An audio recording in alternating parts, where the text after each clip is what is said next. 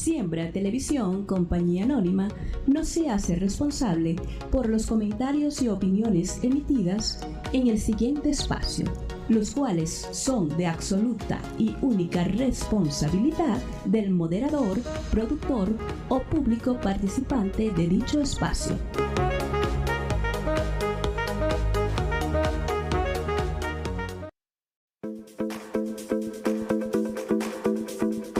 Programa de opinión con elementos de lenguaje, salud, sexo y violencia tipo B, que puede ser presenciado por niños, niñas y adolescentes bajo la supervisión de madres, padres o responsables.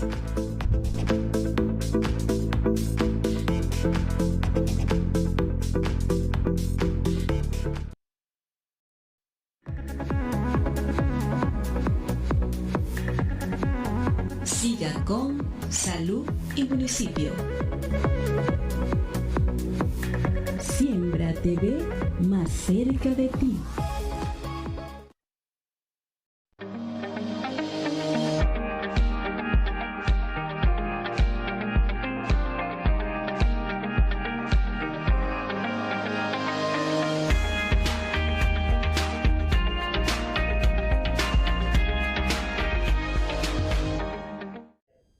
Muy buenas noches, estimadas amigas, estimados amigos. Bienvenidos a su programa Salud y Municipio. Hoy es miércoles 27 de agosto del año 2025. Como siempre, como es habitual, como debe ser, como es justo y necesario, lo primero es lo primero. Y lo primero es darle gracias a Dios, nuestro gran arquitecto del universo, por darnos un día más de vida y por darnos salud. Y a ustedes, gracias. Mil gracias por permitirnos entrar a sus hogares. Este programa Salud y Municipio llega a ustedes gracias a la señal de Siembra TV, su canal, el canal preferido de toda la televisora regional y de la región Centro Llano. Gracias a su presidente, el doctor Pedro Luque. En la dirección general, el licenciado Ángel Requena. En el control máster y sonido, Pedro Manuel Luque. Y en la producción y conducción, quien tiene un inmenso placer de traer para ustedes, Douglas González, certificado de locución 47140 de la Universidad Central de Venezuela. Sean todos bienvenidos. Gracias también a la unidad oftalmológica Doña Ana. La unidad oftalmológica Doña Ana está ubicada en la calle Sucre, cruce con Bolívar y Rocio, con un extraordinario equipo de médicos oftalmólogos coordinado y dirigido por nuestro colega y amigo el doctor José Samir Iscanda. Unidad odontológica Doña Ana, con una extraordinaria atención de las bellas damas y una esmerada trabajo de ese gran equipo. Unidad odontológica Doña Ana, para ver bien y verse bien. Gracias a la unidad odontológica del doctor Máximo Yori Yori. La unidad odontológica del doctor Máximo Yori Yori está ubicada en la calle Salia, cruce con Rocio, con extraordinario equipo de odontólogos encabezado por el doctor Máximo Yori Yori y la doctora Carly López de Yori. Unidad odontológica del doctor Máximo, odontología infantil con la doctora Carly y odontología de adultos con el doctor Máximo. Para una sonrisa sana y una salud bucal sana, la unidad odontológica del doctor Máximo Yori Yori. Bueno, comenzando el programa, queremos felicitar a la familia Donaire Bastida.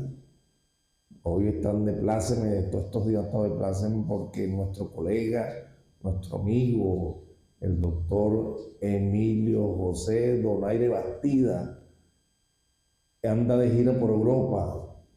Extraordinario concierto en Inglaterra, en Londres, que nos llena de orgullo a toda la familia médica guariqueña y venezolana, pero también a la cultura guariqueña y de Venezuela, llevando bien alto el nombre de Venezuela, llenando bien alto el orgullo guariqueño y la cultura. De verdad que felicitamos a su bella madre, la doctora, el colega nuestra, la doctora Marinera Bastida, y a nuestro predilecto amigo, nuestro hermano de lucha, como siempre el doctor Emilio Chicho Donaire. Felicitaciones a la familia, que sigan los éxitos. La familia médica guariqueña estamos orgullosos los que afortunadamente conocemos al doctor Emilio de niñito, desde la barriga, nos sentimos muy orgullosos porque de verdad es un gran logro, es un logro para Venezuela y es un guariqueño que nos llena de mucha emoción. Así que felicitaciones a toda la familia Donaire Bastida y bueno, y que sigan los éxitos. Ahora sí, como lo habíamos dicho, como estaba en las redes, hoy vamos a tener un programa muy interesante. Esperemos que sea del agrado de todos y cada uno de ustedes. Muy especialmente va a estar dirigido porque vamos a dos temas de mucho interés. Uno, la bioética y el otro, las imágenes. Las imágenes que se utilizan para afinar esos diagnósticos, para ayudarnos no solamente en el diagnóstico, sino también al abordaje, el tratamiento y toda esa cosa. Para eso vamos a conversar con nuestra predilecta amiga, con mucho cariño, a la que queremos tanto, todo el gremio guariqueño, como la doctora Mildred Ocando Sirí.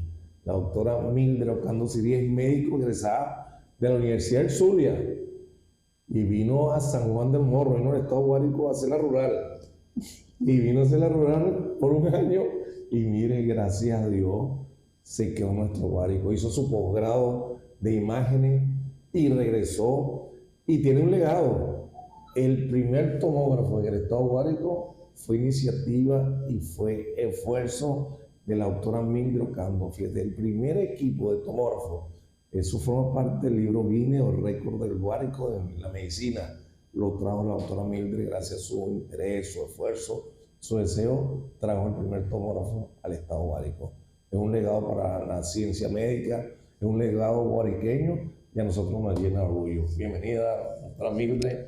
Nuevamente, gracias. Siempre, la bella doctora siempre nos acompaña y siempre nos da ese apoyo. Gracias a ustedes por la invitación, gracias Douglas por siempre ser tan amable y estamos siempre dispuestos a compartir, a departir, a tratar de que intercambiemos ideas y conocimientos y en lo que podamos aportar para la comunidad y para todos, y en verdad es una bendición estar aquí con ustedes. Sí, bueno, vamos a empezar con una especialidad de la doctora. La doctora es especialista en imágenes y vamos a hablar de la importancia de las imágenes, doctora. ¿Cuáles son? Y la importancia que tienen en el diagnóstico, en la ayuda, porque siempre tenemos que prever, usted es una clínica, y nosotros los clínicos siempre hemos dicho que la clínica es insuperable. La historia médica, el interrogatorio, el palpar al paciente, tocar al paciente, oler al paciente, percutirlo, todo ese acto médico lo debemos hacer, pero gracias a la tecnología acudimos a la parte auxiliar que nos ayuda a afinar esos diagnósticos y nos ayuda a afinar el diagnóstico presuntivo o el diagnóstico clínico, lo afinamos gracias a las imágenes. ¿Cuál es la importancia de las imágenes que son? Bueno, son valiosísimas desde que se descubrieron los rayos X en 1895. Tenemos 130 años, vamos a cumplir ahora, se descubrieron los rayos X. Y poder tener la capacidad de ver el cuerpo humano por dentro, de ver el cuerpo humano, su anatomía, su fisiología, comparar lo normal con lo patológico, como siempre le digo a mis alumnos y a los colegas, sabiendo la anatomía normal. Por eso nos preparamos durante toda la carrera, anatomía, lo que es lo normal, para poder saber cuando algo es patológico, igual en anatomía radiológica. Y entonces eso ha ido avanzando de tal manera que desde que se descubrieron los rayos X a lo que tenemos hoy en día con rayos X, ecografía, tomografía, resonancia, tomografía por emisión de positrones, gammagrafía, todo lo que es el área de medicina nuclear, todo empezó con el área de imágenes. Y ha ampliado lo que es la imagenología, ya no hablamos solo de radiología o radiodiagnóstico, ahora es imagenología o diagnóstico por imagen, porque obtenemos una imagen en cualquiera de estos métodos y con ello podemos ayudar al médico a establecer un diagnóstico y de allí escoger o seleccionar la terapéutica adecuada para corregir la patología que pueda tener el paciente.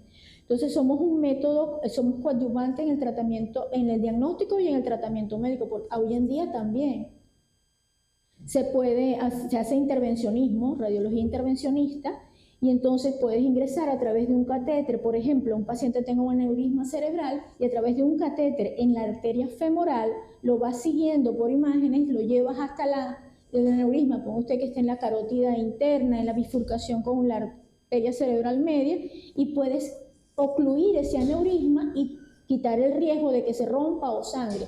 Igual si hay un tumor cerebral, puedes ingresar hasta la arteria que irriga ese tumor cerebral, previa angiografía donde diagnosticas cuál es la arteria, y vas y la tapas, la ocluyes, ya no irriga el tumor y el tumor se seca. Sin intervenir, sin neurocirugía como tal, una especialidad que ahora está derivada también a grandes riesgos y grandes procesos, porque la neurocirugía de hecho es la más larga de las especialidades. Entonces, pero es una cosa que la radiología intervencionista, la neuroradiología, hay muchos neurólogos y neuroradiólogos intervencionistas se están dedicando a esa parte y se reduce el riesgo para el paciente, el riesgo de un acto quirúrgico, anestésico, etcétera, etcétera. Es sumamente avanzado muchísimo. Aparte del riesgo, fíjate, esas cirugías que quedan abiertas, la exposición, los gérmenes y tantas cosas, gracias a Dios, a estos avances técnicos aplicados para la ciencia, nosotros podemos avanzar. Bueno, vamos a hablar de los rayos X. La aplicación de los rayos X. ¿Qué buscamos con los rayos X? Bueno, los rayos X... Vamos de lo más simple. De lo más simple a lo más complejo. Fue lo primero que se detectó, el hecho de que, imagínense lo que fue en 1895, que un científico estaba tratando de determinar X, averiguando sobre rayos, cátodos, ánodos y toda la cuestión, y se puso... que interpuso elementos en esos rayos que él no lo veía, porque los rayos X no se ven, de ahí su nombre, son X, no se ven, tú no los distingues, de hecho por eso también se corre el riesgo de pensar que no están, que no existen y no se adoptan las adecuadas medidas de protección radiológica. Y entonces atraviesa el cuerpo humano, pero no es lo mismo atravesar los rayos X del cuerpo humano e impresiona una película fotográfica, ¿verdad? No es lo mismo atravesar hueso que atravesar una moneda que se haya tragado un paciente, por ejemplo, o atravesar un órgano sólido como el hígado o un órgano con aire como los pulmones, y toda esa diversidad o los coeficientes de atenuación que sufren esos rayos X cuando atraviesan el cuerpo humano es lo que registra la radiografía. ¿Cómo se comporta el rayo X cuando los detienen o no el paso a través de los distintos tejidos? Entonces, verdaderamente...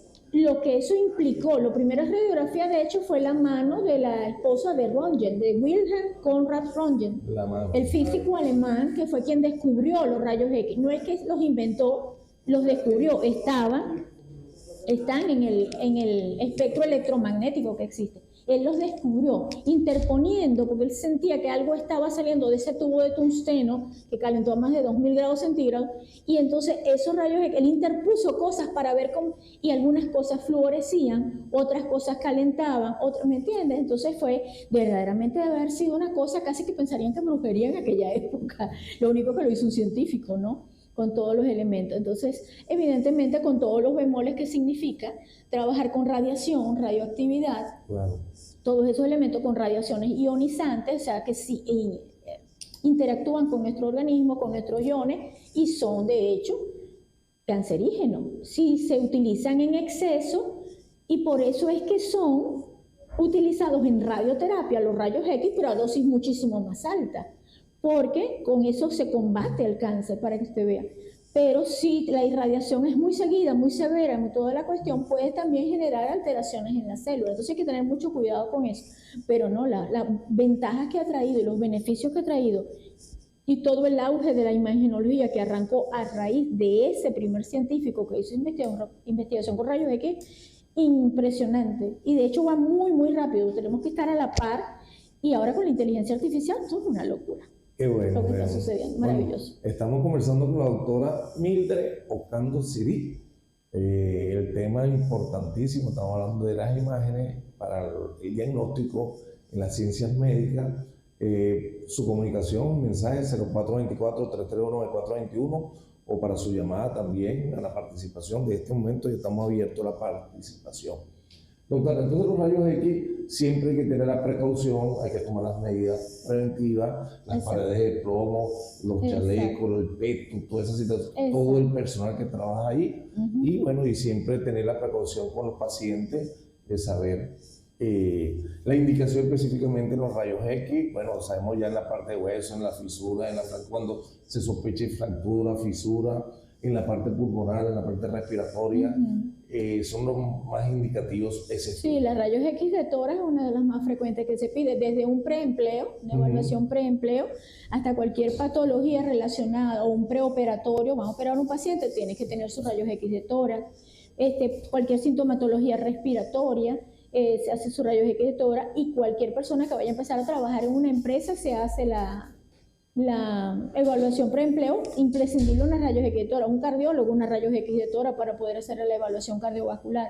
Entonces, una de las radios X es una de las más frecuentes que se hace para el diagnóstico de patología respiratoria, de patología fibrótica, en urología y nefrología para el diagnóstico de patología renal litiásica, sobre todo porque los cálculos son fácilmente evidenciables, ¿no? Y en traumatología, ni decir todas las bondades que te da las rayos X, que nada puede sustituirlo, ¿no?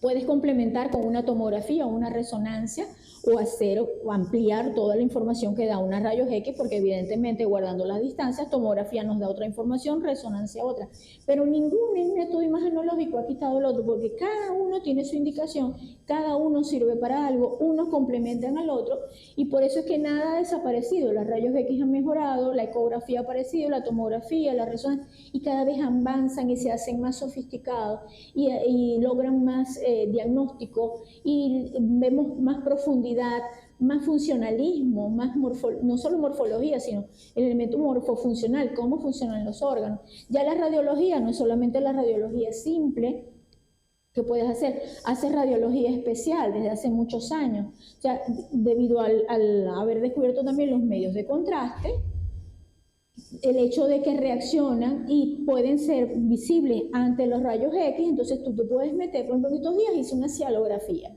parotidia. El paciente trae limón exprimido, tiene que traer limón, le colocamos limón, y por donde sale la saliva, yo entro con un catéter, inyecto contraste y se visualiza la glándula en toda su extensión, desde el conducto hasta donde está, sea la glándula parótida o sea la glándula submaxilar o la sublingual. Entonces, son estudios sumamente interesantes que de otra manera no veríamos esos hallazgos. Y se hacen los cortes tomográficos, puede ser solo con rayos X o con tomografía, cialotomografía parotidia. En este caso fue una cialotomografía submaxilar y detectamos una anomalía que el paciente tiene una doble glándula. Él tenía una tumoración, un aumento de volumen dentro de la boca, y el doctor que lo envió es un cirujano maxilofacial, el doctor Graterol. José Gregorio Graterol. Sí, José Gregorio Graterol, muy estimado. Y entonces lo envió, y entonces sí, se pintó la glándula aquí arriba y la glándula aquí abajo. Tenía una glándula accesoria que está dentro de la cavidad oral. Es sumamente interesante el caso. Entonces, así parotidia, a veces es mielografía, rara vez la piden ahora porque con el advenimiento de resonancia nos ha dado mucha otra información, ¿verdad? Pero si se pide mielografía, entonces entramos por punción lumbar a través del canal espinal, inyectamos contraste y vemos cómo se comporta el contraste dentro del canal espinal. Urografía, urotomografía, como hoy en día, se inyecta contraste endovenoso, se elimina por los riñones y vemos el funcionalismo de los riñones, los ureteres, la vejiga, cómo se comportan, si hay tortuosidades, si hay desviaciones, compresiones, si algo los está modificando, si hay un tumor que está alterando la morfología, si hay un solo riñón, porque hay pacientes que nacen con un solo riñón, o hay unos que tienen 3, o salen todos 2 del lado derecho, en vez de tener uno a la derecha y a la izquierda. Las anomalías de riñón son muy particulares y son muy interesantes. A veces riñón en herradura, unidos por la parte del polo inferior o unidos por la parte del polo superior, sumamente interesante. Entonces, no, la imagenología es verdaderamente apasionante. Y todos los avances que se han tenido en todos los campos de verdad son maravillosos y ayudan muchísimo al diagnóstico y a orientar a los médicos tratantes. Así que es muy, muy linda especialidad. No es que yo esté enamorada de ella, pero sí lo estoy. No, claro que sí. Bueno, y dichosos los estudiantes, los doctores, profesores de pregrado y posgrado también. A todos esos alumnos los tienen también, porque da clases hasta de bioética, que es uno de los temas de lo que vamos a tratar por aquí. Buenas noches, saludos doctor Douglas, saludos a la doctora Mildred, gran colega, excelente. Estás botando la bola, es el doctor Efrendeso Ruiz.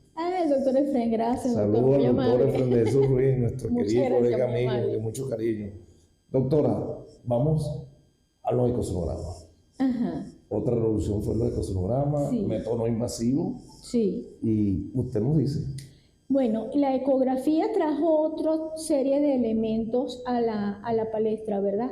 El hecho de que el ecógrafo sea portátil, hoy en día, accesible, hasta los hay manuales, o sea, puedes llevar un ecógrafo, puedes hacer diagnóstico donde sea, de derrames pleurales, de colecciones líquidas, de quistes, de tumores. Eso sí, la ecografía yo siempre he dicho que es la imagen más difícil de obtener.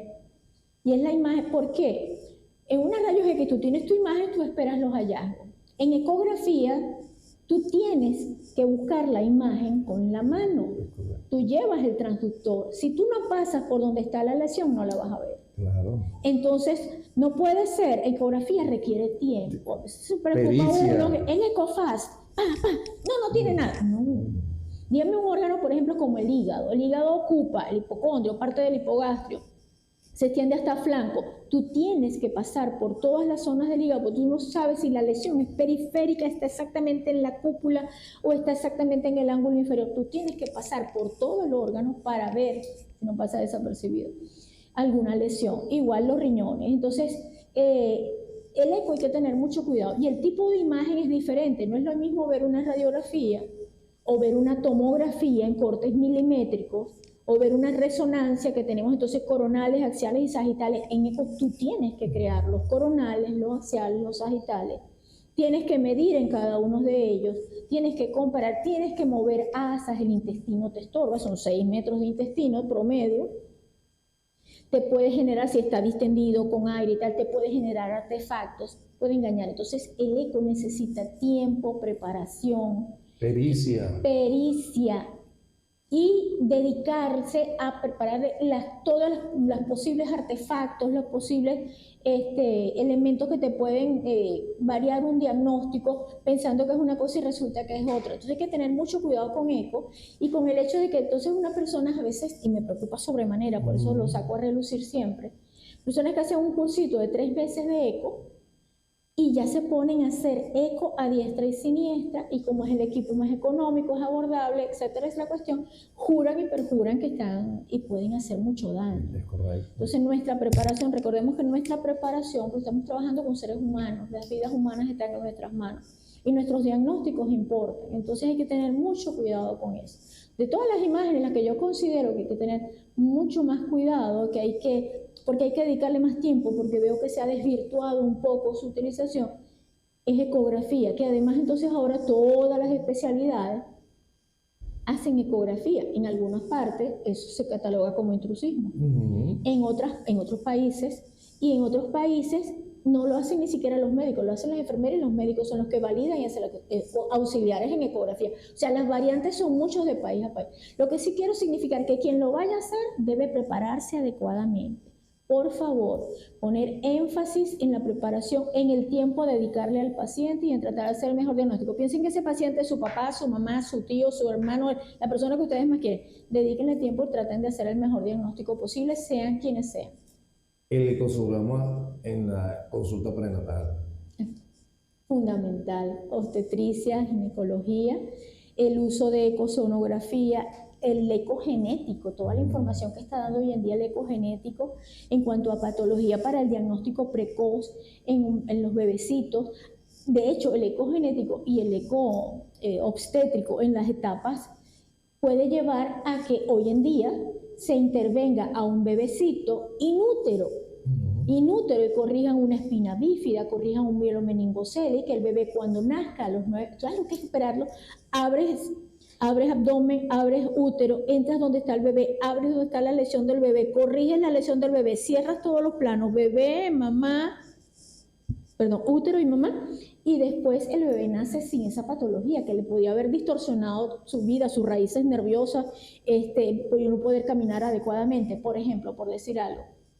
Entonces el avance ha sido, o sea, en buenas manos, bien hecho el eco, ¿qué no puede hacer? ¿Qué no puede? Y en obstetricia y el ecogenético, la información que se está obteniendo es maravillosa. Y los 4D y los 5D, casi en tiempo real, viendo al bebecito cómo se comporta, lo ves toser, lo ves riéndose, chupando dedo. Es demasiado hermoso lo que se hace. Ahorita está de moda es para el sexo. Sí, toda la vida, que siempre ha costado muchísimo, pero cada vez se facilita más en el sentido de con un buen equipo y con toda la información que se está obteniendo. Y ahora con los baby shower, entonces vamos a determinar el sexo del niño, entonces hacemos una tremenda fiesta y si sale rosado el niño, y se le hemos visto, y eso está muy de moda. Sí, la gente se está volviendo loca también.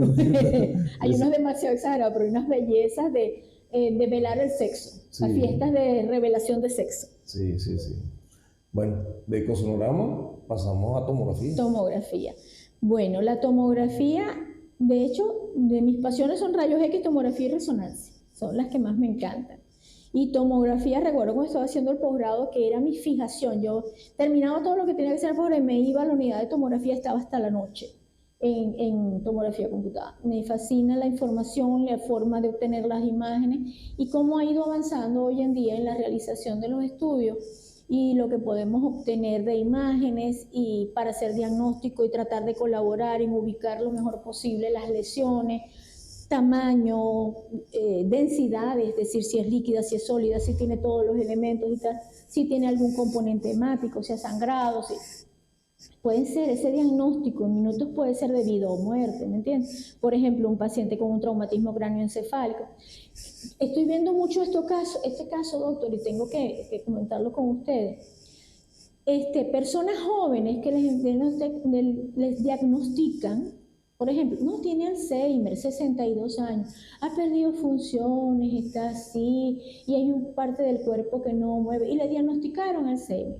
Y entonces empezó a dolerle la cabeza, por ejemplo, y le hicieron una tomografía, y no era ningún Alzheimer, es un hematoma subdural, porque el señor se cayó hace 2 o 3 meses, nadie le prestó atención, no pasaba nada, y después se deterioró y diagnosticaron Alzheimer sin hacer una tomografía previa. Lo ideal era un hematoma subdural grande, estamos hablando de una colección hemática que se adosa al hueso, pero por dentro y empuja al cerebro. Por supuesto que va a tener sintomatología contralateral. ¿Ok? Se le duerme el brazo, se le duerme la pierna, pierde peso y está así abotagado porque, claro, tiene la pesadez. ¿Me entiendes? Entonces, no hagamos diagnósticos sin haber hecho los estudios imagenológicos indicados para hacer ese diagnóstico y poder resolver la situación. A un amigo muy querido también le pasó. Y entonces, él se había caído hace como 3 meses. Y entonces me llega, no, está mal, está arrastrando una pierna. Yo creo que está haciendo como un SB, como tal. Cuando hacemos la tomografía, vamos a hacer la tomografía, ¿cómo que está arrastrando una pierna? No, señor, vamos a hacer una tomografía. Era un hematoma, se había caído 3 meses antes y tenía un hematoma subdural. Lo operamos y perfecto. El otro, un hombre de 60 y tantos años. El otro también yo tengo 64. Por favor, una pava. La gente joven. Entonces, si se están deteriorando así muy rápido, no, estudienlo. Estudienlo para estar seguros del diagnóstico. Tú no puedes diagnosticar una enfermedad degenerativa cerebral sin estudios imagenológicos. Eso es ilógico. Así. ¿Okay? Así que vamos a poner los puntos sobre las IES en relación con eso. Mucho cuidado. Tenemos que hacer eso énfasis, profesor. Sí, señor. Con los muchachos, con los estudiantes, Así con todo, es. porque verdad, Así es. y fíjese, diagnostico en Alzheimer, 61 años, Sí. que no es lo propio, entonces... Sin estudio imagenológico, imposible. Yo creo que sin estudio hasta clínico, ¿verdad? Porque hay que indagar, te caíste, te golpeaste, ¿qué te pasó? Échame el cuento de por qué viniste, por qué caben. Entonces, no, lo más fácil, no, hace ya la edad, se están olvidando las cosas. Oye, a veces los familiares no se acuerdan, pero tú tienes que insistir, ¿estás seguro? No se cayó en el baño, no se cayó en la cocina, ¿estás seguro? Ay, él sí, como que se cayó, ¿hace cuánto? No sé 3 qué. meses. 3, 4 meses, imagínate tú, pobre cristiano con ese hematoma ahí. Y a Dios gracias que es un subdural, porque si es un epidural, el epidural que tiene una morfología biconvexa y que ejerce un efecto compresivo mucho más severo, el epidural es una emergencia neuroquirúrgica en 6 horas. ¿Me entiendes? Entonces hay que tener en 6 horas, antes de 6 horas tiene que operarlo porque la presión, si él sigue sangrando y el hematoma va creciendo, el hematoma no tiene por dónde salir. La única forma de salir haciendo presión y el único orificio que tenemos es el agujero magno, acá, donde cerebro y tallo cerebral se comunican con la médula espinal. Se enclavan las amígdalas y se murió el paciente. ¿Ok? Así que mucho cuidado con esos traumatismos, que no pasen desapercibidos los hematomas, por favor. Mucho cuidado con eso. Tenemos que hacer eso. Doctora, la tomografía, ¿a qué nivel, por lo menos a nivel abdominal o a nivel torácico, dónde está más indicada la tomografía? Depende de la patología. Tomografía de cráneo es la más busca? común. La más común es la tomografía de cráneo y el abdomen pelvis y la urotomografía. La urotomografía ha avanzado muchísimo. El diagnóstico de patología litiásica o alitiásica, de los riñones, tumores, de cualquier... El hecho de que el paciente tenga un cáncer, por ejemplo, diagnosticado en cualquier parte, el protocolo es hacer cuello, tórax, abdomen, pelvis con contraste para evaluar todas las cadenas ganglionares, ver todos los elementos que tiene el paciente. Entonces, es importante que el médico tratante sepa los métodos imaginológicos que debe usar en cada uno de los casos, y el protocolo de estudios de extensión es importantísimo. Tienes una lesión cancerosa, hay que ver qué ganglios tiene, porque eso te da esta viaje.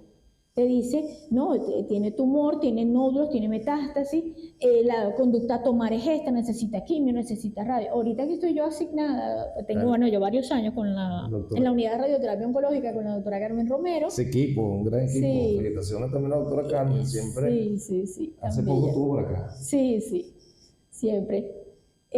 Siempre a la palestra y siempre tratando de dar lo mejor para los pacienticos y siempre pendiente de todo y tratando de resolver allá con lo que se puede en la unidad de radioterapia, siempre viendo los diagnósticos y estableciendo los elementos de diagnóstico. Pero sí, tomografía puede ser por cráneo, cuello, tórax, abdomen, pelvis, senos paranasales, los oídos, se hacen cortes milimétricos y se hacen reconstrucciones tridimensionales de la cadena de huesecillos. Tú puedes ver una fractura, luxación del martillo y el yunque. El paciente no oye de esto a raíz de un traumatismo y tal. Cuando ves, está lujado, como si se saliera un hueso, tal cual se salen los huesitos del oído que llevan todo lo que es el proceso de audición, ¿no?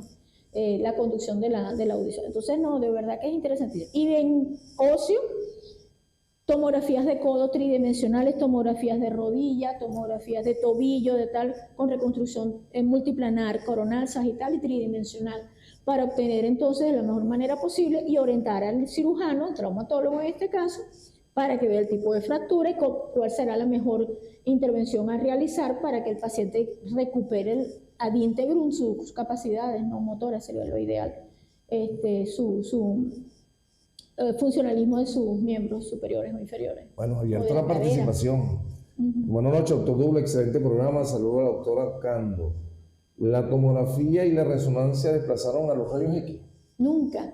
Yo te lo digo. Sí, ya lo comentábamos. Nunca. Tienen sus aplicaciones cada una. Por ejemplo, una rayos X de tórax PA para un preempleo, tú no lo vas a sustituir con una tomografía de resonancia. Los costos no dan, para empezar. Y la tomografía de tórax bien llevada da muchísima información. Muchísima información. Las rayos X de tórax básica, bien realizada, con sus buenos contrastes y nitidez. No esas placas que a veces quedan todas oscuras. No. Ni para ver solo hueso y no ves parte blanda. No, las rayos X tienen que verse bien parte blanda, hueso y todo. O sea, continente y contenido. Todos los elementos que conllevan. Entonces, cada uno tiene su aplicación. En una fractura básica de brazo, tú no vas a pedir una tomografía de brazo. Tú pides tus rayos X AP y lateral para ver cómo está la fractureta. Si es compleja, si es particular, si está en superficies articulares, tú pides tu tomografía para poder establecer bien la magnitud de la fractura, quién afecta, qué cóndilo, qué superficie articular, qué tanto dañó la articulación, si hay hemartrosis, si hay otros elementos que rayos X no dan. Yo, como les digo, son complementarias. Y resonancia, por supuesto, que aparte de la cuestión musculoesquelética, la parte muscular y ligamentaria, tendinosa, nos da muchísima información en ese sentido. Entonces, unas son complementarias con otras, definitivamente. Ninguna quita a la otra, todas tienen su lugar. Así es. Buenas noches, doctor Douglas, excelente programa. Saludos a la doctora. En estos días salió publicado el fallecimiento de una chica que le realizaron una tomografía con contraste. ¿Qué tan delicado es realizar esos estudios? Juan Carlos Pérez de la Morena. Habría que ver por qué falleció, porque si tiene una patología de base muy grave, evidentemente no necesariamente es por el contraste. Hoy en día los medios de contraste yodado, que es lo que se utiliza, uno primero hace el interrogatorio, ¿verdad? ¿Usted es alérgico al yodo? ¿Le han hecho este estudio antes? No, sí me lo han hecho, no, yo nunca he tenido reacción. O no, a mí me echan jabón de betadine, por ejemplo, o povidine, que son jabones yodados, y a mí me da irritación o me salen ronchitas. Entonces uno interroga, o eres alérgico, por ejemplo, a los mariscos, tal, que son ricos en yodo. Sin embargo, no es solamente el yodo el elemento, a veces los otros elementos del contraste, la solución en la que está disuelta todos esos elementos son los que generan que sin náusea, vómitos. Pero hoy en día los contrastes yodados son no iónicos, entonces es muy raro que haya una reacción. Y si la hay, estamos en capacidad de colocarle sus antialérgicos, sea tratamiento con esteroides o lo que sea, para tratar de solventarlo, hidratación, y normalmente los pacientes tal. No creo que haya sido de verdad por la administración del contraste, quizás por los elementos, la patología de base que la llevó a tener que hacerse ese estudio, lamentablemente. Sí, por así eso. Bueno, vamos entonces a la resonancia. Ajá. Resonancia magnética, cuando entró a la palestra resonancia, lo que llamó la atención fue la nitidez, y cada vez es mayor, la nitidez con la cual se definen los ligamentos, las articulaciones, la cápsula articular, los meniscos, o sea, detalles que en rayos X podemos ver un compromiso de espacio, pero no podemos ver el menisco como tal, ¿verdad? En el tomógrafo vemos el menisco, pero no vemos tanto el detalle intrínseco. En resonancia, el menisco es el cartílago que está, entre los huesos de la rodilla, entre el fémur y la tibia, ¿ok? Por ejemplo, por ir a la rodilla. Entonces tú puedes ver cómo se comporta ese menisco, cómo están los ligamentos, los tendones, si alguno se rompió, si la cápsula se lesionó, si tiene líquido articular acumulado, el tipo, la densidad, de acuerdo a cómo se comporte, la intensidad de señal, porque en densidad hablamos en tomografía, en resonancia hablamos de intensidad de señal, porque es un magneto, es totalmente diferente la forma de obtener las imágenes. Entonces, la información que te da es muchísima en relación con lo que es todo el sistema musculoesquelético, maravilloso. Además, a nivel cerebral, da muchísima información de todo lo que es parénquima, cómo se comportan los procesos inflamatorios, tal, la intensidad de señales diferentes, y tiene diferentes secuencias, T1, T2, el STIR, el FLAIR, las secuencias de difusión, etc. Y de acuerdo a eso, cómo se comporte cada una de esas secuencias, uno puede orientar más aún el diagnóstico. Mira, esto es así, esto parece una encefalopatía, cosas que pueden pasar recibidas en tomografía. En cuanto al comportamiento, por ejemplo, de los núcleos grises, de la base, resonancia te permite ver eso. Entonces es sumamente importante, y como les digo, cada uno tiene su indicación y su utilidad, y son complementarios. Muy buenas noches, estamos conversando con la doctora Mildred Ocando en su programa Salud Municipio. Adelante. Buenas noches. Buenas noches. Mi nombre es Cecilia Campiño, soy de la entidad 13.512, estoy llamando desde Chile. Desde Chile. ¿De qué parte de Chile? Rancagua. Rancagua. Adelante, profesora Yarí. Adelante. Bueno, doctor, lo felicito. Siempre luciéndose con esos programas tan excelentes y esos invitados de calidad que usted tiene, como la doctora Mildred. Qué bueno, qué bueno. ¿Cómo está? ¿Tiene alguna pregunta para la doctora? Sí, claro. Mire, doctora, mi mamá es una mujer de 70 años, ella se operó como hace 15 años en Venezuela. Ella tenía ruptura de los meniscos y derrame de la membrana sinovial. Ella se operó una rodilla y le faltó la otra. Pero esa rodilla que ella se operó también la tiene afectada y se le comienza a inflamar también. ¿Por qué?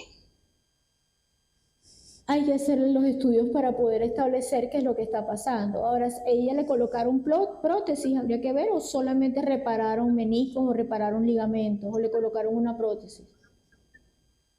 Tiene una prótesis. Ya. Entonces, hay que hacerle estudios complementarios con la limitante de que evidentemente ahora con la prótesis no se puede hacer resonancia, porque lo que da es una imagen de vacío de señal y artefacto cuántico que lamentablemente no nos va a permitir evaluar ligamentos, tendones ni nada de eso, ¿no? Entonces sería en ella rayos X y tomografía. También en tomografía nos va a dar algún artefacto por el metal, pero tratar de complementar la información. Pero hay que estudiarla nuevamente a ver por qué está sucediendo eso. De repente es que no sé, hay que mirarla. Rayos X básica, principalmente para ver si la prótesis está bien ubicada, si no es que se rodó un poquito, que esté inflamando algún tejido blando perilesional, que esté irritando alguna sinovial o algo, algún elemento allí que esté generando esa inflamación. Entonces, empezar con lo básico, que es rayos X, y después tomografía de resonancia, si no es una opción ahora, lamentablemente. Y volverla a estudiar, a ver qué sucede. Y en mi caso, ¿qué tendría que hacerme? Porque ¿Cuál es su caso? Pero las rodillas, sí, las rodillas me suenan como una bisagra vieja, no sé, con falta de aceite, no sé. ¿Qué edad tienes tú? ¿Qué edad tienes, profe? 42. 42 años. Ya. Y hay síntomas de artropatía, de artritis reumatoide en la familia, antecedentes o algo, o personales de su familia en cuanto a eso, porque normalmente cuando las articulaciones suenan, aunque eso lo saben más los traumatólogos evidentemente, suenan o traquean, o reumatólogos también por supuesto, o traquean o tal, quiere decir que no tiene suficiente sinovial o que el menisco no está haciendo bien su labor y el hueso está rozando con hueso. Tendrías que empezar igualito, estudios imagenológicos, rayos X comparativa. A mí no me gusta, no me duele la izquierda, solo hacen la izquierda, no, comparativa de ambas rodillas para uno ver cómo se comportan la sana, la supuestamente sana, y la patológica. Comparativas AP y lateral de ambas rodillas en rayos X, y de acuerdo a eso entonces dirigir el estudio de resonancia a su rodilla afectada para ver los meniscos, para ver el líquido sinovial, para ver los ligamentos, tendones, el hueso, cómo se está comportando el hueso y qué es lo que está sucediendo ahí. Tienes que estudiar de perfil reumatoideo, evidentemente, tienes que hacerte en manos de un reumatólogo, un traumatólogo allá de confianza. Doctora, la oigo hablar y bueno, la información bastante completa. Uno cuando ya sale de Venezuela uno se da cuenta que los médicos de nosotros, que ustedes son gente con demasiada calidad humana, la manera como explican, cómo tratan a uno como paciente, porque después que uno sale, uno ve a esta gente que de verdad, imagínense, apenas le ven la cara a uno en una consulta. La estoy oyendo y de verdad que hace falta eso, se extraña al médico venezolano. Muchas gracias, doctora. Gracias a usted por llamar y gracias por su comentario tan bella. Y no te partes de sintonía porque vamos a hablar un poquito de bioética también, ¿viste? Listo. Muchas gracias a la profesora Yari Saldeño de Rancagua, Chile. Qué bueno, gracias por ese contacto. Saludos. Gracias, doctor. Saludos. Bueno, de Chile, esa llamada tan importante. Ahí tenemos. Bueno, estamos en la resonancia todavía, estamos ciertos aspectos. Porque sí, para osteoarticular y musculoesquelético, resonancia es maravilloso. Y para neurología, neurocirugía es fundamental, de verdad. Qué bueno. De resonancia pasamos a... Podemos hablar brevemente de la tomografía por emisión de positrones, porque... Aquí vamos a aprender todo. Aquí... Lo muy básico, ¿verdad? Sí.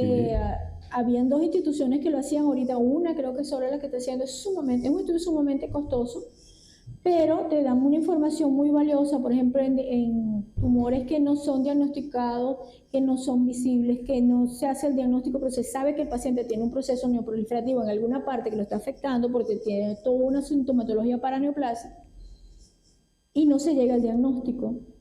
Y entonces, o se quiere ver qué tanto ha avanzado la lesión, qué tantos ganglios están tomados, entonces se hace la tomografía por emisión de positrones. Se hace en Caracas y trabaja con el hecho de que las células cancerosas son sumamente ávidas por glucosa, se inyectan elementos glucosados y la captan. Entonces las células cancerosas, los elementos afectados, los ganglios y tal, los vas a ver en todas partes. Cuáles son, dónde son, a qué cadena ganglionar pertenecen, dónde está la lesión tumoral si es que no la habías detectado. Entonces te permite hacer una imagen de cuerpo entero de las alteraciones, o puede ser solo cerebral si lo que estás buscando es cerebral, dependiendo de lo que estés buscando. Entonces es un método imagenológico un poco más inaccesible por los costos y porque solamente hay un equipo ahorita que está funcionando en Caracas, tengo entendido.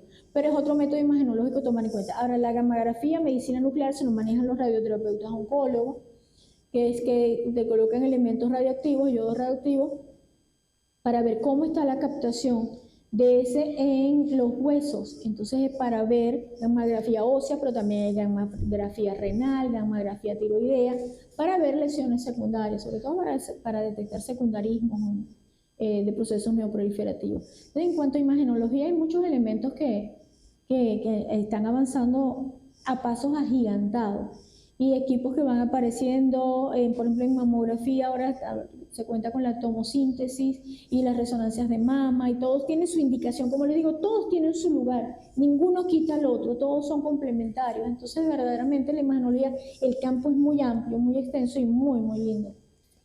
Buenas noches, doctor Douglas. Saludos a la doctora Mildred. ¿Qué nos puede decir la mamografía? Me la hago y cada vez que la hago me da mucho dolor.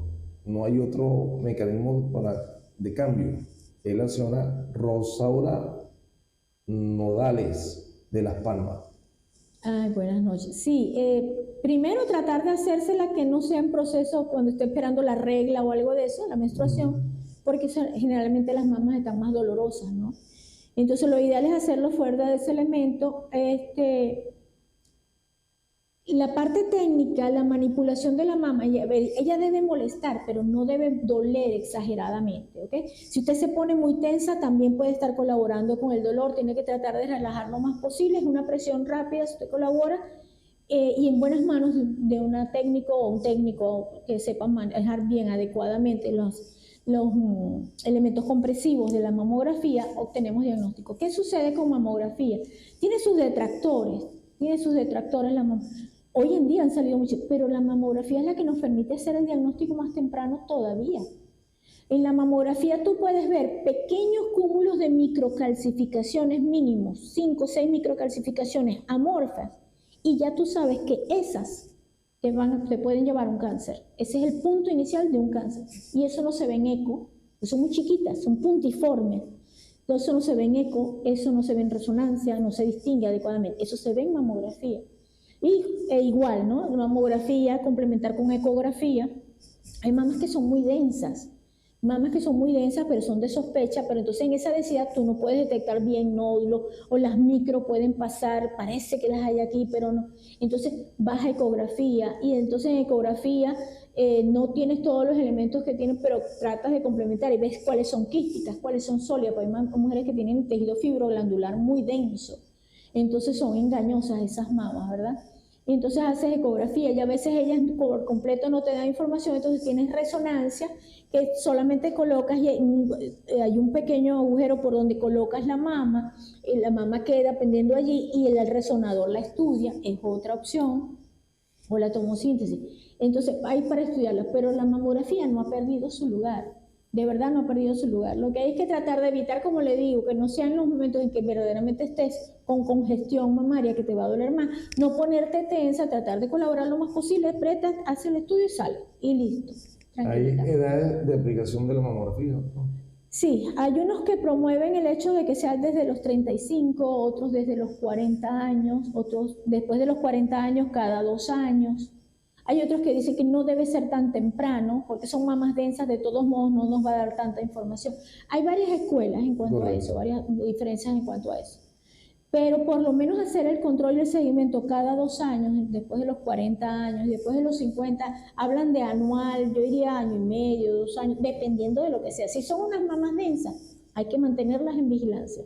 Y con los antecedentes familiares. Y los antecedentes familiares son fundamentales, porque donde hay un cáncer de seno, hay opción o hay posibilidades de que suceda otra vez. Y a la edad que sea. Mi mamá, por ejemplo, a casi los 80 años, se diagnosticó con un cáncer de seno y recibió quimio, su radio y tal, y bueno, 12 años, ya tiene 92, y allí vamos poco a poco. Pero el seguimiento es importante el seguimiento de los pacientes, y que no se descuiden, y que no, yo me hice una hace como 7 años, no debe ser, hay que estar pendiente, hay que cuidarse, porque diagnosticado a tiempo es tratable y es curable, ¿ok? Pero si ya es diagnosticado cuando esté muy, muy grande y haya avanzado, es más difícil su curación. Buenas noches, doctor Douglas. Saludos a la doctora Ocando. Me pidieron densitometría ósea. No me la he hecho, ¿qué me puede explicar la doctora? La densimetría ósea es un estudio muy sencillo, simplemente es un equipo en la mesa del equipo, te acuestas y te analiza la parte ósea, sobre todo y mide fémur y mide columna vertebral, hace un promedio de los valores de la columna lumbar, L1, L2, L3, L4, L5, y de la... mide la densidad ósea en las caderas y en los fémur y en la columna vertebral. Y entonces el equipo te da unos valores y con esos valores uno le dice, mira, está en el rango de normal, no tiene osteoporosis o no tiene osteopenia, o está un poquito desmineralizado, o sea que le falta calcio, o vitamina D, no ha tenido suficiente vitamina D para la absorción del calcio, etcétera, etcétera. Eso ya es tratamiento médico. Y entonces está osteopénico o cuando están osteoporóticos. Y recuerden que cuando se mineralizan muchísimo los huesos, cualquier caidita te puede fracturar. Por eso las personas mayores se caen y se fracturan la cadera, el fémur. Entonces, con todas las connotaciones que tiene eso. Entonces, lo ideal es hacerse su densimetría ósea, ya cuando uno tiene su proceso de su edad, sobre todo las mujeres, y después de la menopausia más, que bajan los estrógenos y todo eso, nuestra absorción de calcio es muy poca. Y si somos sedentarios, no hacemos ejercicio, no tomamos sol para la absorción del calcio, todo eso, entonces corremos ese riesgo, ¿no?, de la osteopenia y la osteoporosis. Y para eso es la densimetría, pero es un estudio sumamente sencillo. Te acuestas allí, el equipo hace su trabajo, sale sus mediciones y nosotros eso también lo hacemos, lo informamos. Evaluamos los resultados del equipo, informamos el estudio y hacemos nuestras recomendaciones. Qué bueno. Bueno, vamos con la bioética. Vamos con bioética. ¿Qué es la bioética, doctora? La bioética, ética para la vida, como su nombre lo indica. Profesora de bioética en la Universidad Rómulo Gallego, nuestra máxima casa de estudio. Sí, fui profesora hasta el 2014 que me jubilé. Se jubiló muy joven. Sí. La bioética, como su nombre lo indica, bio, vida, ética, ¿verdad? La disciplina, la base de la filosofía que estudia el adecuado comportamiento a la luz de principios y valores morales, ¿verdad? ¿Qué sucede con la ética?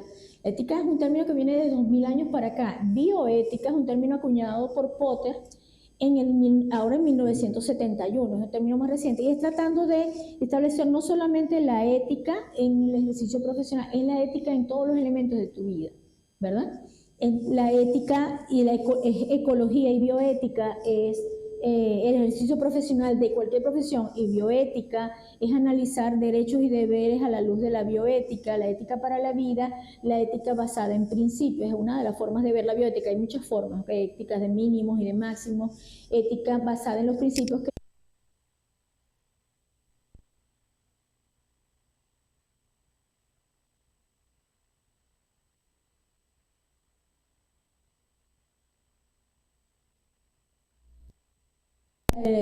principio de dignidad de las personas, basada en la autonomía, el derecho a decidir, la beneficencia, el deber que tengo como médico de promover el bien de los pacientes, y el principio de confidencialidad e intimidad, el del secreto, donde está resguardado el secreto médico, ¿ok? Entonces son los principios de dignidad de las personas. Y está el principio de sacralidad y el principio de calidad de vida, porque a veces nos empeñamos en mantener vivo un paciente que está conectado, o sea, tiene sus bemoles, mucho cuidado con esto, ¿verdad? Porque cuando hablamos con los estudiantes, voy a recapitular en este sentido, hablamos de los problemas en bioética en el inicio de la vida, en el transcurso de la vida y en el final de la vida. En el inicio de la vida hablamos de inseminación artificial, de detección genética de patología para luego practicar aborto, hablamos de clonación. Hace 20 años yo le hablaba a los muchachos de clonación, 25 años. Miren todas las realidades que estamos viviendo hoy en día en relación con todo eso, ¿no? Clonación, y entonces en el transcurso de la vida era lo que era la enfermedad, cómo altera tu proyecto de vida, y eutanasia, suicidio asistido, todo esto en la parte del final de la vida. Entonces la muerte, el proceso de morir, les hacía hacer su testamento de vida. ¿Por qué? Porque uno tiene que, si alguien tiene que saber lidiar con la muerte, somos los médicos, ¿cierto? Y nos cuesta, no es fácil. Pero si alguien está falleciendo, no es que lo voy a dejar solo, yo tengo que estar ahí acompañándolo, dándole la mano, porque asusta. pocos están verdaderamente preparados para dar ese paso, ¿verdad? Para morir. ¿Qué hay del otro lado? El que tiene mucha fe dice, yo estoy con mi Dios, yo no hay ningún problema. El que no tiene nada de fe y piensa que no hay nada para allá puede tener temor. Esos son temas muy profundos, pero todo eso lo hablábamos con los estudiantes. Entonces, esa ética para la vida te permite analizar, era darle criterios, herramientas, ¿verdad? Conocimientos, tratando de que pudieran analizar de la mejor manera posible cualquier dilema ético que se presentara en el ejercicio profesional. Esa es la idea. Y te ayuda también en el día a día de la vida. Y con el mundo actual tan convulsionado, con todo lo que estamos viviendo, las hambrunas, las guerras, te permite también analizar desde el punto de vista de lo que es el principio de inviolabilidad de la vida, entender la magnitud de lo que está sucediendo en el mundo entero y lo grave que todo esto representa para la humanidad, lo que estamos perdiendo como humanidad. Entonces, eso es lo que la ética, la perspectiva bioética te da, el análisis, facilitar el análisis de dilemas éticos en el ejercicio profesional, pero también en todo el contexto de la vida.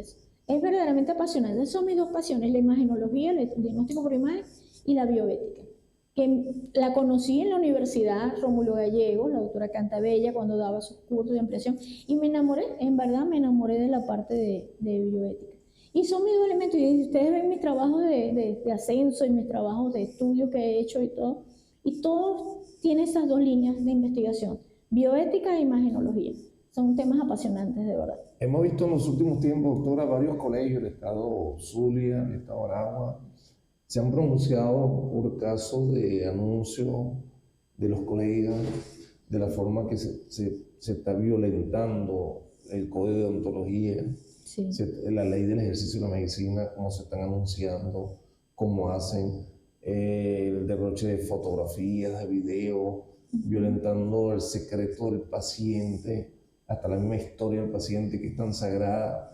Entonces, en estos días, este fin de semana tuvimos una federación médica, el sábado se habló de intrusismo y se habló también de esta parte.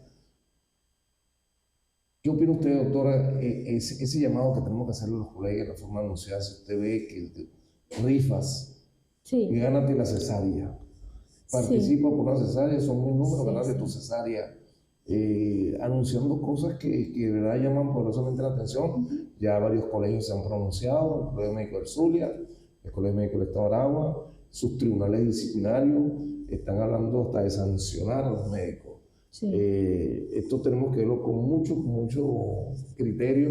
Sí. ¿Qué opina usted, doctora? ¿Qué nos parece? Bueno, a todas luces es gravísimo, y creo que lo de la rifa de una cesárea fue la gota que colmó el vaso, porque se venía hablando de que los médicos que están haciendo esto, que la mercantilización, que cómo van a estar ofreciendo un combo, se venía diciendo, pero ya cuando rifaron una cesárea por medios digitales, creo que fue la gota que colmó el vaso. Primer y por premio fin, la cesárea, segundo premio, sí, eran sí. 3 controles ecográficos, Sí. y el tercer premio eran 2 consultas prenatales. Entonces, o sea, ¿a qué estamos llegando, verdad? Se está mercantilizando, eso es verdad, se está mercantilizando la medicina. Esa no es la medicina que debe ser. Tú no puedes estar ofreciendo combos como si fuera comida, tú no puedes estar ofreciendo rifas. O sea, la connotación es que parece que a la que se gana la rifa se hace la cesárea, y las demás se quedan sin cesárea. No entendí. O sea, suena extraño, no es lo que uno espera del comportamiento de un médico. Y lo que está establecido en las leyes que debes conocer si eres médico, el Código de Ontología Médica, que es el código que establece los deberes y el comportamiento adecuado del médico en el ejercicio profesional. Y hay códigos de ontología en todas las profesiones, o sea, los deberes de cada uno de los profesionales. Entonces, en medicina tiene una connotación muy especial. Recuerden que tratamos con seres humanos, no es cualquier cosa. Entonces, y la parte humana no puede perderse, ni la parte moral, ni la parte ética, en el contexto de esta viralización de cosas que parecen pensar que normalizan situaciones que no son tal, ¿okay? Uno entiende, es cierto, que hay que actualizar la ley del ejercicio, el código de ontología, porque el tiempo ha avanzado, los años han pasado, se han hecho algunas actualizaciones tímidas de 1985, el Código de Ontología Médica El 2011 se hicieron unas correcciones, unas cositas, pero hoy en día con todo lo que está viniendo, redes sociales, medios virtuales, tú no puedes estar pasando inteligencia artificial, pero y las redes sociales y ofreciendo cosas y pasando los rostros de los pacientes. La confidencialidad tiene que ser guardada, la intimidad del paciente. Así el paciente diga, está bien doctora, no hay problema, ella no tiene las connotaciones de esto. O a veces una mujer llega pariendo en un hospital y sacan el video de la mujer pariendo y sus partes íntimas. Eso no puede ser. Eso no puede ser. Eso es una falta total de respeto. ¿Le gustaría a usted que le hicieran eso? Si fuera su mamá, su hija, no, ¿verdad? Si fuera su esposa. Entonces no debe ser.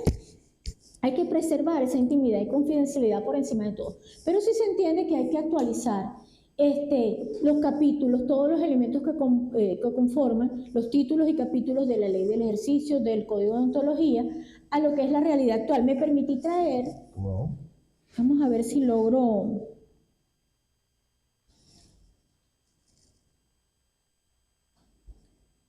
estamos conversando con la autora Mildred.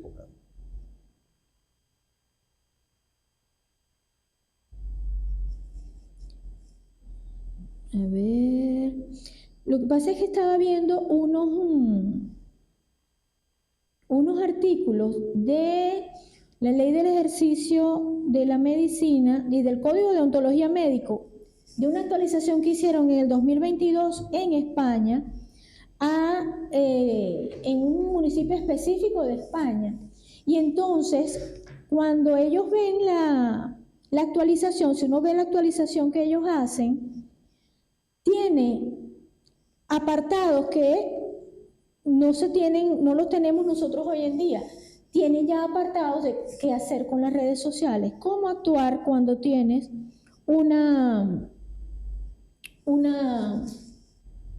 problemas con la aplicación de la inteligencia artificial, con el hecho de que, por ejemplo, lo que es la telemedicina. Fíjense que con la cuestión del COVID, la telemedicina hizo...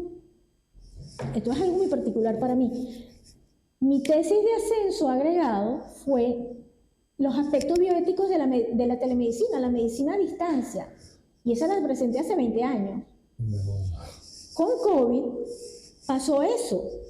Los médicos se veían a distancia, se veían virtualmente con los pacientes por lo que no podían ver. Eso es telemedicina y teleradiología.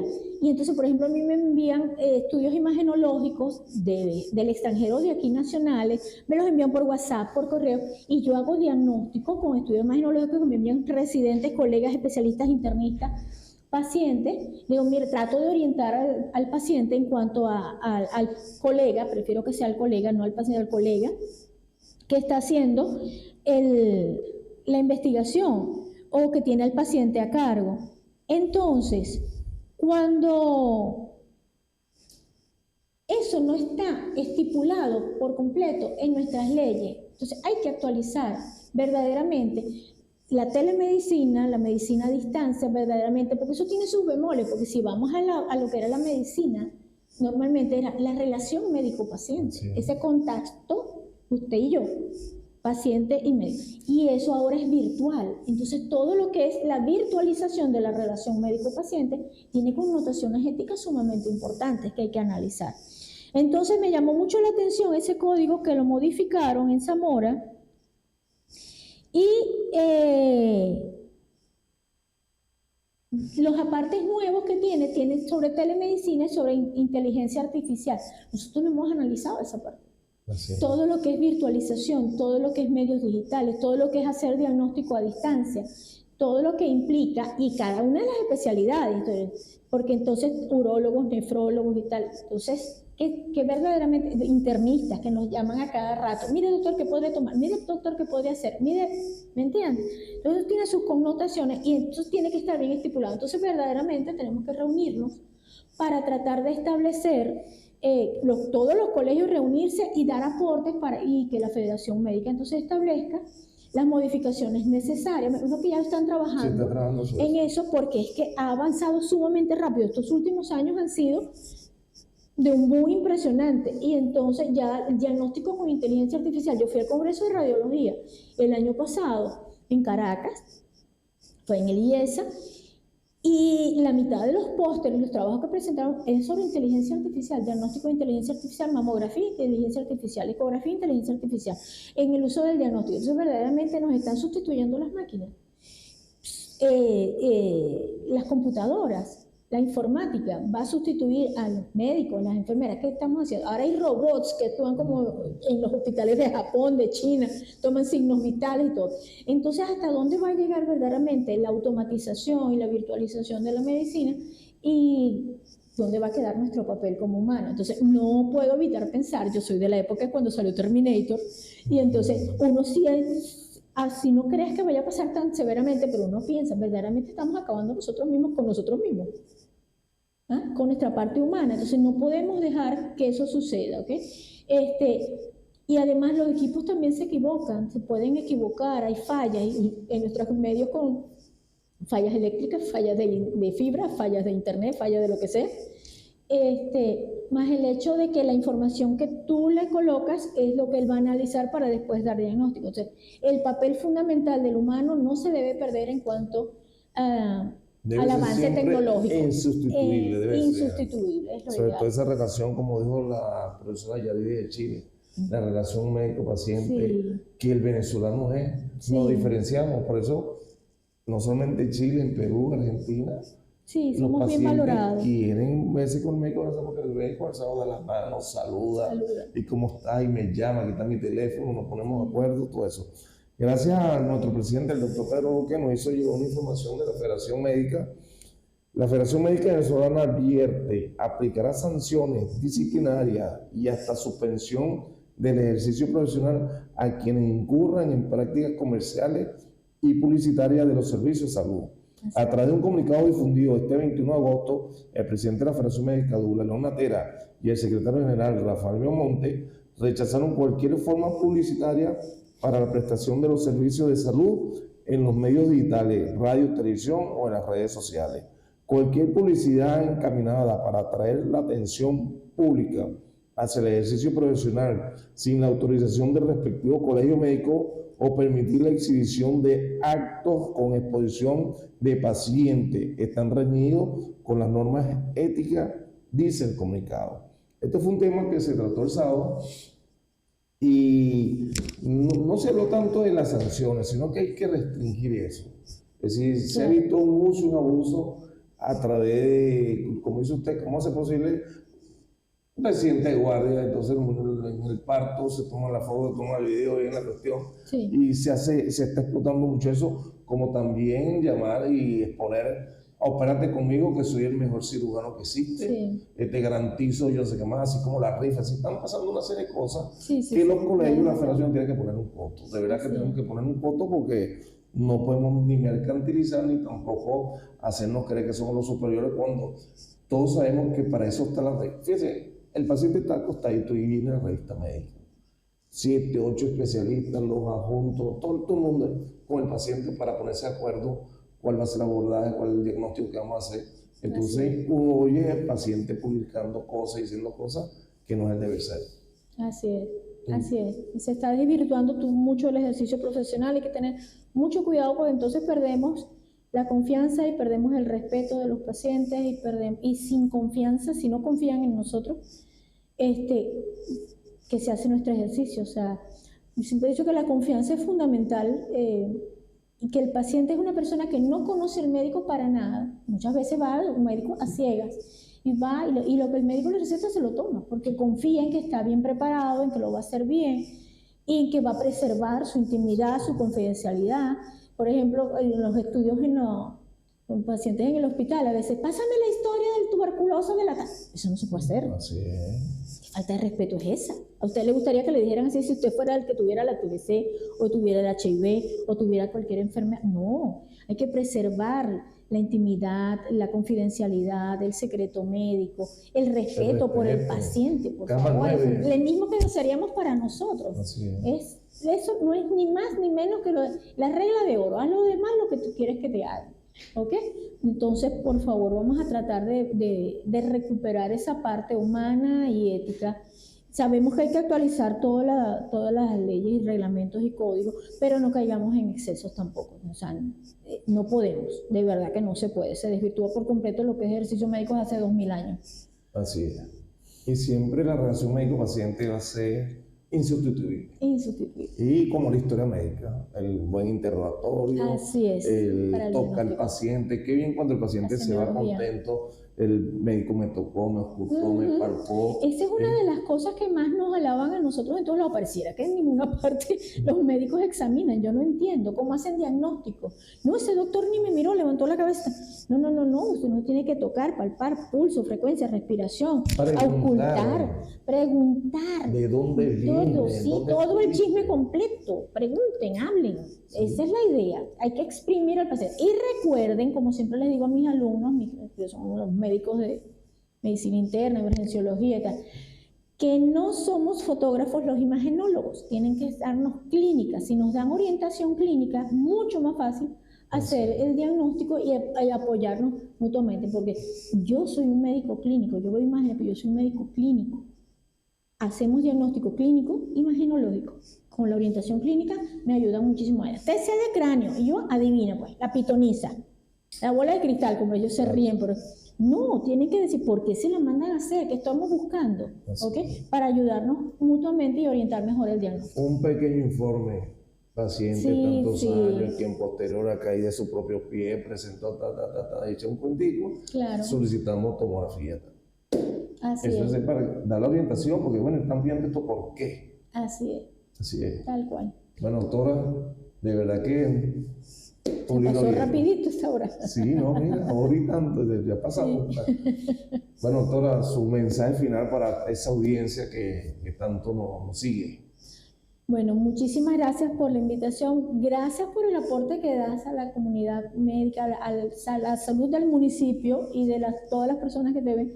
Gracias por siempre estar tratando de llevar esa información importante a todas las comunidades. De verdad que te lo agradezco, doctor Douglas. Y a todos ustedes, bueno, cuídense, hagan prevención, coman sano, estudien, prepárense. A los médicos, por favor, el ejercicio lo más humano, profesional y ético posible es lo que se espera de nosotros. Y Dios les dé mucha salud, vida y felicidad a todos. Bueno, muchas gracias, la doctora Mildred Ocando. Este programa llegó a usted gracias a la señal de Siembra TV, su canal, gracias a su presidente, el doctor Pedro Luque, gracias a nuestro gerente general, el licenciado Ángel Requena, gracias a Pedro Manuel Luque en el control máster y sonido, gracias a la unidad oftalmológica Doña Ana, gracias a la unidad ontológica del doctor Máximo Llori, gracias a ustedes. Lo invitamos para el próximo miércoles, el nuevo programa de Salud Municipio. La invitada del próximo miércoles es la doctora Malvina Castro, especialista en psiquiatría. Vamos a hablar del estrés, de la angustia, esos temas que tanto están afectando en estos momentos a los venezolanos. Lo vamos a tratar el próximo miércoles con una invitada especial, la doctora Malvina Castro. Que tengan toda una feliz y bendecida noche. Nos esperamos el próximo miércoles en su programa Salud y Municipio. Feliz y bendecida noche para todos.